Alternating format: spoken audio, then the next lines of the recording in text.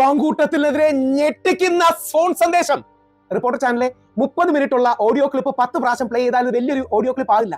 ഭയങ്കര ഞെട്ടിക്കുന്ന ഫോൺ. രാഹുൽ മാങ്കൂട്ടത്തിന് വീഴുമെന്ന കാര്യത്തിൽ ഒരു സംശയവുമില്ല. കാര്യം രാഹുൽ മാങ്കൂട്ടത്തിന് ഈ സമ്മർദ്ദം താങ്ങില്ല. രാഹുൽ മാങ്കൂട്ടത്തിനോട് എനിക്ക് പറയാനുള്ളത് സ്നേഹത്തോടെ ബഹുമാനത്തോടെ, നമ്മൾ എതിർപക്ഷത്ത് നിൽക്കുന്നവരാണ്. എടാ മണ്ട, തിരിച്ചടിക്കടാ, ഇല്ലെങ്കിൽ നിന്നെ ചവിട്ടി തേച്ചവന്മാർ കൊണ്ടുപോകും, നിന്റെ കൂടെ നിൽക്കുന്നവരും കൊണ്ടുപോകും, ഈ നാട്ടുകാരും കൊണ്ടുപോകും. ഇവർക്ക് തെളിവൊന്നും ഒരു ഇഷ്യൂ അല്ല.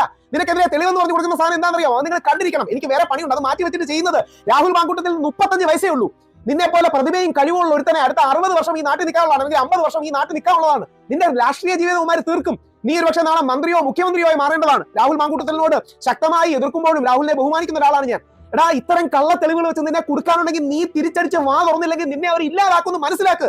നിന്നെയല്ല, ഇതുപോലെ എത്ര പേരെ ഇല്ലാതാക്കിയിട്ടുണ്ട്. ശ്രീ ദിലീപിനെ, ശ്രീ സിദ്ദിഖിനെ, എത്ര പേരെ ഇങ്ങനെ ഇല്ലാതാക്കിയിട്ടുണ്ട്. നട്ടലോട് കൂടി ഒരു നിവിൻ പോളിയും വിജയബാബുവും തിരിച്ചടിച്ചുകൊണ്ടാണ് അവർ നിന്നത്. എന്ത് കോപ്പിന്റെ തെളിവാണിത്? കേട്ടോണേ.